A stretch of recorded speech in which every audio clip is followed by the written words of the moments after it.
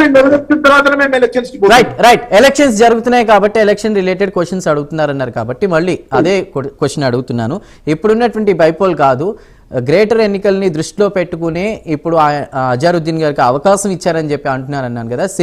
Cinema కార్మికుల విషయంలో లేదా ప్రొడ్యూసర్స్ విషయంలో కూడా ఇప్పుడు కాంగ్రెస్ ప్రభుత్వం అదే చేసింది, వాళ్ళ ఓట్లు. అలానే గ్రేటర్ ఎన్నికల్లో ముస్లిం మైనార్టీ ఓట్ల చీల్చేందుకే బీఆర్ఎస్ కూడా ఉంటుంది కాబట్టి, బీఆర్ఎస్ వైపు కూడా ముస్లిమ్స్ చూస్తున్నారు కాబట్టి ఆ ఓట్లు చీల్చేందుకే ఈ ప్రయత్నం అనేటువంటిది వస్తున్నటువంటి బిగ్ కామెంట్.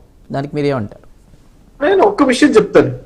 వారి సుపుత్రురాలైనటువంటి కల్వకుంట్ల కవిత గారు జైలు నుంచి బయటకు వచ్చిన తర్వాత ప్రెస్ కి సుముఖంగా ఆవిడ గారు క్లియర్ గా కేటగారికల్ గా చెప్పినారు, నేను జైల్లో ఉన్నప్పుడు ప్రతిపాదికన జరిగింది బీఆర్ఎస్ ని బీజేపీలో మెర్జ్ చేయడానికి అని చెప్పేసి, బీఆర్ఎస్ పార్టీని తీసుకుపోయి బీజేపీలో మెర్జ్ చేసే ప్రయత్నం వీరు చేసినారు అని చెప్పేసి వారి సొంత ముద్దు బిడ్డ అయినటువంటి కల్వకుంట్ల కవిత గారే చెప్పినారు. మేం కాదండి ఎలిగేషన్స్ చేస్తున్నది. అంటే బీజేపీ వైపు వాళ్ళు చూస్తున్నప్పుడు, బీజేపీ అనేది ఒక మతత్వ పార్టీ అయినప్పుడు మతతత్వ పార్టీల వైపు ఎందుకు వెళ్తారండి? మీరు నాకు అర్థం కాదు. నేను అనేది ఏంటంటే ఒక సెక్యులర్ పార్టీ అయినటువంటి కాంగ్రెస్ పార్టీ 100% ఎవరు కూడా బీఆర్ఎస్ వైపు చూడడం లేదు కాబట్టే వారికి 0 ఎంపీలు వచ్చినాయి. వారికి చూడడం లేదు కాబట్టి వారి ఓటింగ్ పర్సెంటేజ్ అనేది 33%. కొంతమంది బీజేపీ కొంతమంది నాయకులు ఏమంటున్నారు తెలుసా? న్యూమన్ గారు బీజేపీ హిందుత్వ పార్టీ అయితే కాంగ్రెస్ ముస్లిం పార్టీ అంటున్నారు. దానికి మీ కామెంట్ ఏంటి? I completely beg to differ on this. 100% Congress party democratic party, Congress party secular party, Congress party ప్రతి ఒక్కరిని హక్కున చేర్చుకునేటువంటి పార్టీ. కాంగ్రెస్ పార్టీ గురించి మాట్లాడే స్థాయి బీజేపీ వాళ్ళది కాదండి.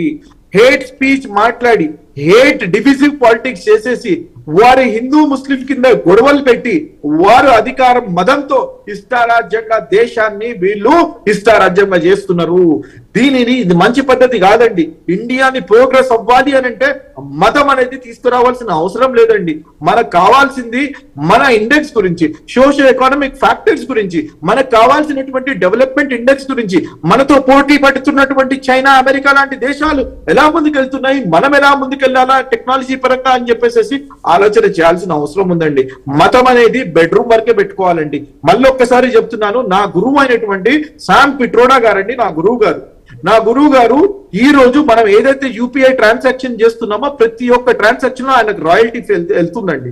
నా గురువు గారు నాకు ఒక మాట చెప్పారు, మీ ద్వారా నేను ప్రేక్షకులకు తెలియజేసుకుంటున్నా. రిలీజియన్ అనేది has to be kept at their home. ఒకవేళ మనం పాలిటిక్స్ లో ఉన్నామంటే దానిని బయటికి తీసుకొచ్చి చూపించుకోవాలా, దాని గురించి మాట్లాడాల్సిన అవసరం లేదు. దానికి మత గురువులు ఉన్నారు, వారు మాట్లాడుకుంటారు, వారు చెప్పే సమాధానం వారు చెప్పుకుంటారు. అంతేగాని ద్వేషాన్ని రెచ్చగొట్టి ద్వేషం తీసుకొచ్చి ఒక మతం వారి గురించి మాట్లాడడం, ఒక మతం వారి గురించి ప్రధానమంత్రి కూడా మాట్లాడతారండి. ఇంకా అటువంటి దిక్కుమాలిన ప్రధానమంత్రి గురించి ఏం మాట్లాడమంటారు చెప్పండి? We have to talk about our development. We have to talk about మనకి 75 years ఆఫ్ ఇండిపెండెన్స్ వచ్చేసిందండి. ఇండిపెండెన్స్ వచ్చిన తర్వాత కూడా ఈ రోజు మనం దాని గురించి మాట్లాడుతున్నామంటే ఎక్కడ పోతున్నామండి మనం? we have to talk about development, we have to talk about youth, we have to talk about education, we have to talk about employment, we have to talk about the health. దీని గురించి కదండి మనం మాట్లాడాల్సి. మన పోటీ ఎవరండి? మన పోటీ అమెరికా. మన పోటీ ఎవరండి? ఒక చైనా. వాటితో పోటీ పడాలని అంటే మన యూత్ కి మనం ఏం చెప్తున్నామో ఒక్కసారి ఆలోచన చేయండి. ఇదా అండి మనం చేయాల్సింది? ఇదా అండి మతత్వ రాజకీయాలు మనం చేయాల్సింది? ఒక పార్టీలో మీరే చెప్పండి, బీజేపీలో ఒక్క ఎంపీ కూడా, లోక్సభలో ఉన్నటువంటి 543 ఎంపీస్ లో 240 ఎంపీలు బీజేపీ ఎంపీలుగా ఉన్నారండి. నేను ఓన్లీ ఇండియా కుటుంబం గురించి మాట్లాడలేదు, ఓన్లీ బీజేపీ పార్టీ గురించి మాట్లాడుతున్నాం. ఒక్క ఎంపీ బీజేపీ నుంచి ఒక్క ముస్లిం ఎంపీ ఉన్నారా? ముస్లిం ఎంపీ వదిలేయండి, టికెట్ అయినా ఇచ్చారా అని చెప్పేసి నేను అడుగుతున్నానండి. 543 ఎంపీ స్థానాల్లో ఒక్క ఎంపీ టికెట్ కూడా ఇవ్వలేదండి. ఎవరవుతారండి? ఎవరి గురించి మాట్లాడుతున్నారండి? మతతత్వ పార్టీ ఎవరండి? ఇంక్లూసివ్ కాదా అండి? అంటే వారు ముస్లిమ్స్ అనేవారు, మైనారిటీస్ అనేవారు, క్రిస్టియన్స్ అనేవారు ఈ దేశంలో ఉన్నవారు కాదా అండి? వారు ఇండియన్ సిటిజన్స్ కాదా అండి? ఎందుకండి ఇంత ద్వేషం? నాకు అర్థం కాదు. అంటే వారి దేశ స్వతంత్రం కోసం దేశంలో వారు ఉంటూ దేశం మీద ప్రేమ అనురాగాలు చూపించడం లేదా అండి? దేశ డెవలప్మెంట్ గురించి వాళ్ళు సపోర్ట్ చేయట్లేదా అండి? వాళ్ళ కాంట్రిబ్యూషన్ లేదా అండి? ఎన్ని రోజులు ఇది చేస్తారండి? నాకు అర్థం కాదు. ఎప్పటి వరకు చేస్తారండి? ఈ రోజు యువత మేల్కొన్నది. జెన్జీ ఏ రకంగా అయితే నేపాల్లో మేల్కొన్నదో ఈ రోజు ఇండియాలో కూడా మేల్కొన్నది. వాళ్ళు ఏం అడుగుతున్నారండి? మా ఇన్ఫ్లేషన్ రేట్ వల్ల we are not able to survive. మేము మా లైఫ్ లో కూడా ఇల్లు కొలనేటువంటి పరిస్థితి మెట్రో సిటీస్ లో ఉంది. మాకు కావాల్సింది ఉద్యోగం, మాకు కావాల్సింది విద్య, మాకు కావాల్సింది ఆరోగ్యం, అంతేగాని ఈ మతం గురించి మాతో మాట్లాడద్దు అని చెప్పేసి వారు నేరుగా చెప్తున్నారండి. మీరు బీహార్ లో చూస్తారు 100% నవంబర్ 14వ తారీఖు మీరు పెట్టండి డిబేట్. నేను ఐ విల్ కమ్. నేను చెప్తున్నా 100% మీరు చూడబోతున్నారు. అక్కడ జెన్జీ 37% అక్కడ యూత్ ఉందండి. 100% they are going to vote in favor of Mahagathbandhan. వారు వీరి ట్రాప్ లో పడే పరిస్థితిలో లేరండి. ప్రతి ఒక్కరికి మీరు కూడా యువకులు మీరు చెప్పండి, మతం ఏమైనా పెడుతుందా అండి మనకి? నేను అజారుద్దీన్ గారు అజారుద్దీన్ ఎందుకో ఎంపిక చేశారు? న్యూమన్ గారు ఒక్క నిమిషం. చాలా చాలా చాలా చక్కగా మాట్లాడారు. యూత్ కి ఏది కావాలో అదే మాట్లాడారు. కానీ వై అజారుద్దీన్? ఇంకెవరినైనా నించోబెట్టచ్చు కదా. మతం గురించే మాట్లాడారు, మతం వద్దు అంటున్నారు. వై అజారుద్దీన్? ఎందుకు అంటే మైనారిటీస్ కాకుండా ఇంకెవరినైనా ఎందుకు పెట్టలేదు అని అడుగుతున్నారా, లేకపోతే వై ఓన్లీ అజారుద్దీన్? అవును, ఇంకెవరినైనా నించోబెట్టచ్చు కదా. Okay, so I will answer thus. Essentially 2 years అయిపోయిందండి. ఈ రోజు మీరు యునైటెడ్ ఆంధ్రప్రదేశ్ తీసుకోండి, తెలంగాణ ఫార్మేషన్ అయిన తర్వాత 2014 నుంచి తీసుకోండి. ఎప్పుడైనా సరే మైనారిటీస్ గా ఉన్నటువంటి 16% ఆఫ్ పాపులేషన్ ఉన్నటువంటి మైనారిటీస్ కి వారికి కేబినెట్ లో సముచిత స్థానం ఇవ్వాలా అని చెప్పేసి ఎందుకు ఇస్తారో I will tell you. Minorities కి సమస్య వచ్చినప్పుడు వారికి ఒక ఫేస్ ఉంటే వారి దగ్గర పోయి రిప్రజెంటేషన్స్ ఇస్తారు. వారు ఒక వారధిగా ఉంటారు.